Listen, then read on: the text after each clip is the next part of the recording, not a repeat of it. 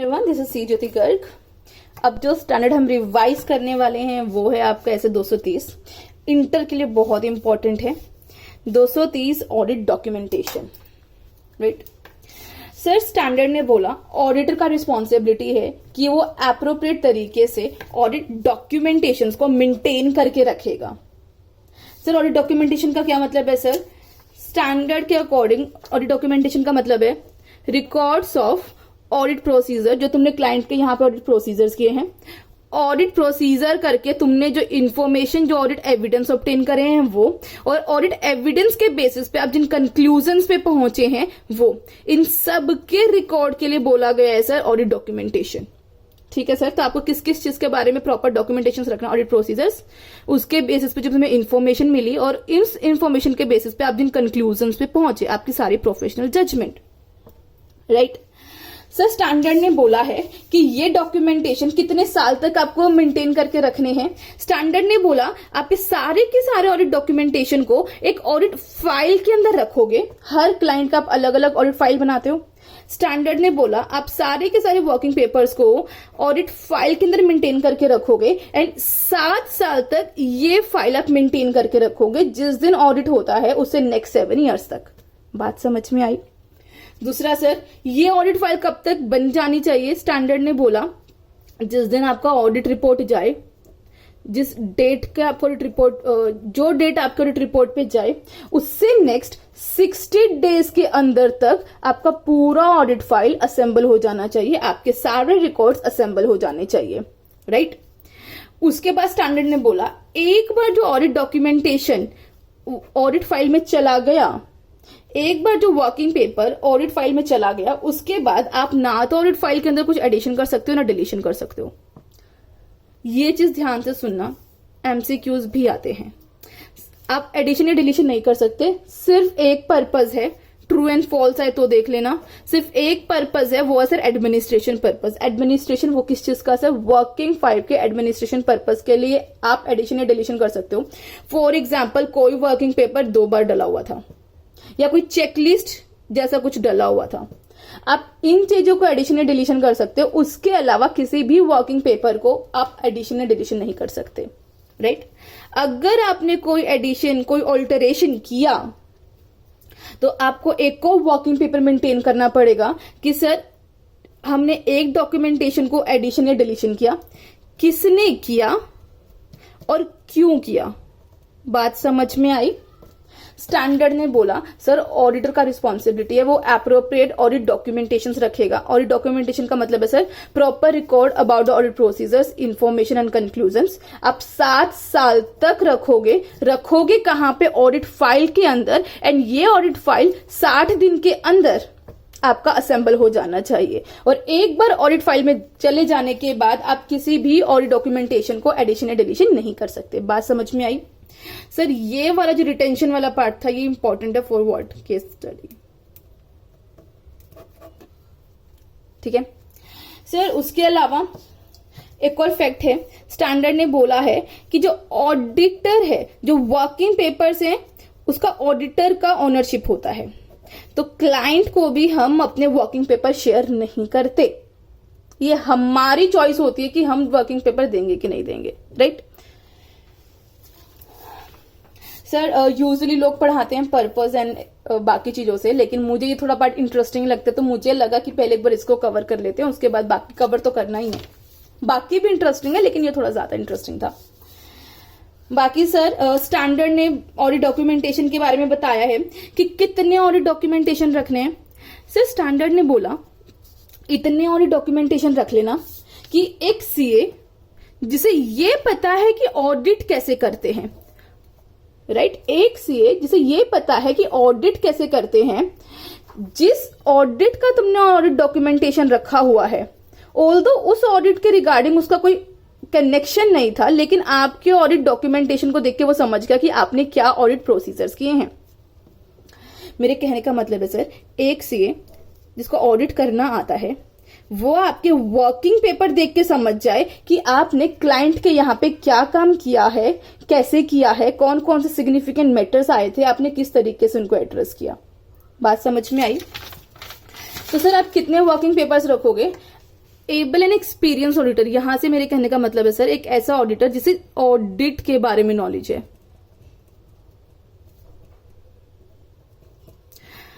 वो आपके working paper देख के समझ जाए कि आपने क्या ऑडिट प्रोसीजर्स किए हैं, इन ऑडिट प्रोसीजर्स का क्या रिजल्ट आया, इस क्लाइंट के यहाँ पे क्या सिग्निफिकेंट मैटर थे और आपने इन सिग्निफिकेंट मैटर्स के रिगार्डिंग क्या जजमेंट लिया, आपके क्या कंक्लूजन रहे, चाहे उसका उस पर्टिकुलर ऑडिट के रिगार्डिंग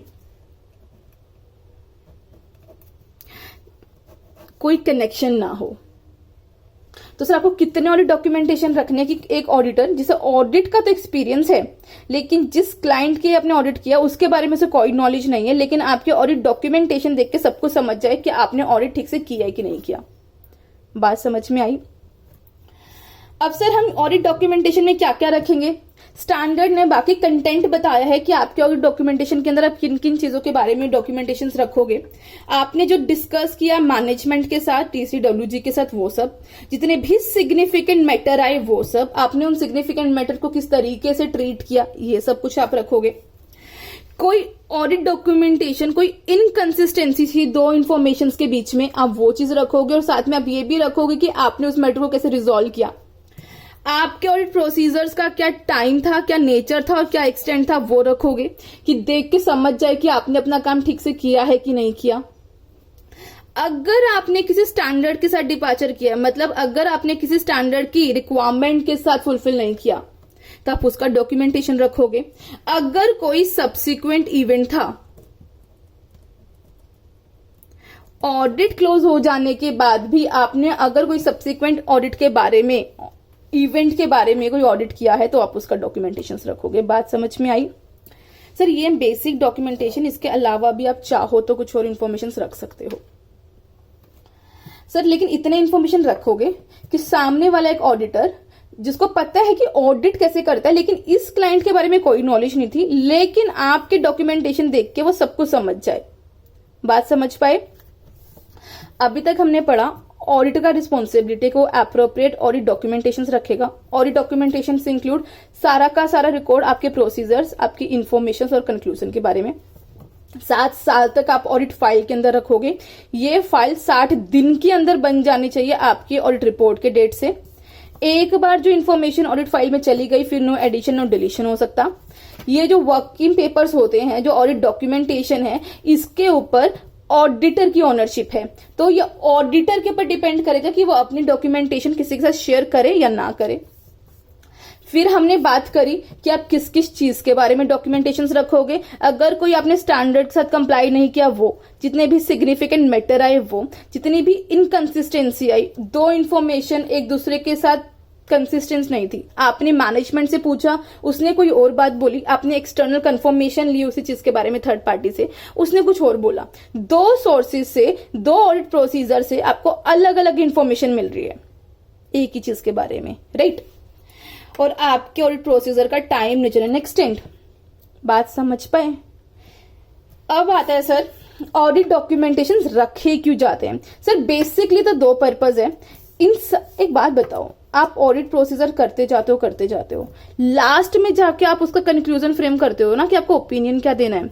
तो सर ये सारी इंफॉर्मेशन जो आपने जितनी भी एविडेंस एक फाइल में रखे होते हैं वो आपको एक बेसिस प्रोवाइड करता है अपना ओपिनियन देने के लिए, ठीक है? As well as something is very important sir, second point बहुत इंपॉर्टेंट है। पहला पर्पस आपका ओपिनियन देने के लिए आपको बेस प्रोवाइड करता है। दूसरा सर, ऑडिटर के पास अगर कल ऑडिटर को कोई क्वेश्चन करे कि उसने अपना काम ठीक से किया है कि नहीं किया, खाली उसके वर्किंग पेपर होते हैं जिसको वो एज ए एविडेंस यूज करते हैं कि उसने अपना काम एज पर स्टैंडर्ड्स किया है कि नहीं किया, उसने लीगल रिक्वायरमेंट्स को फुलफिल किया है कि नहीं किया। तो सर ऑडिट डॉक्यूमेंटेशन ऑडिटर के लिए एज ए एविडेंस काम करते हैं कि उसने अपना काम ठीक से किया है कि नहीं किया। बात समझ पाए? These are the two main reason.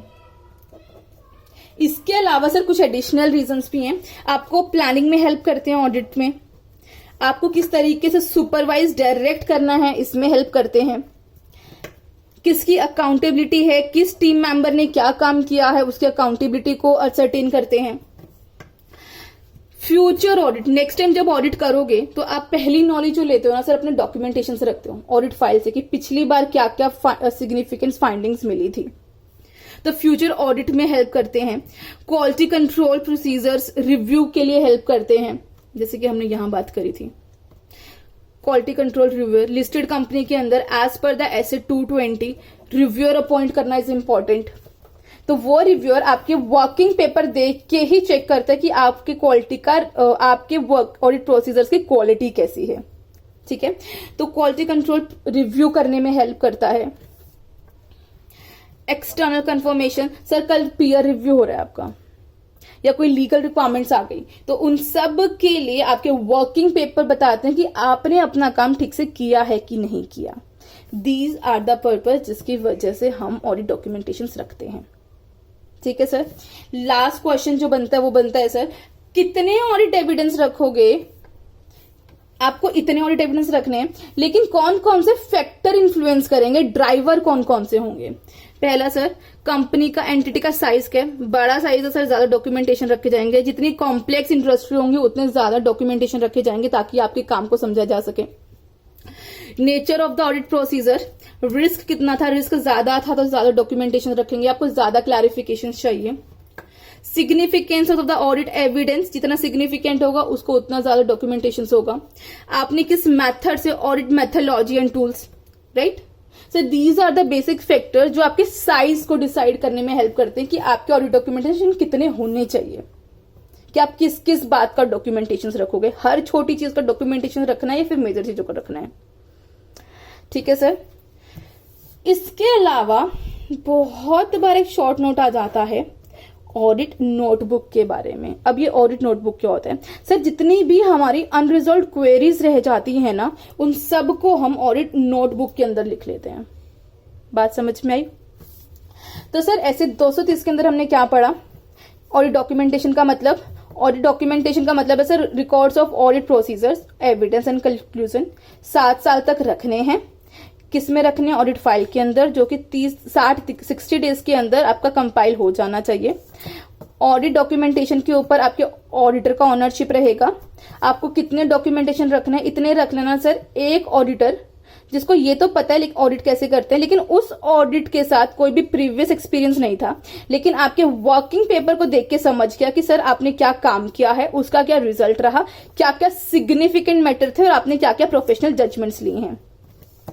ये रखे क्यों जाते हैं सर? मेन ऑब्जेक्टिव तो है, एक तो आपको ओपिनियन फ्रेम करने के लिए बेसिस प्रोवाइड करता है, पहली चीज।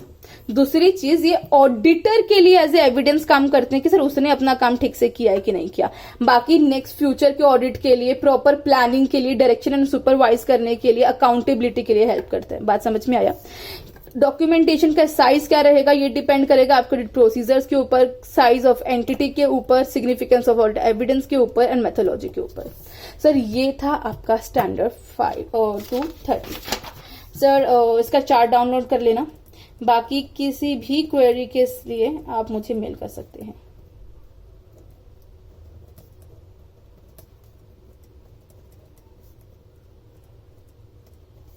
चलिए, bye bye, all the best.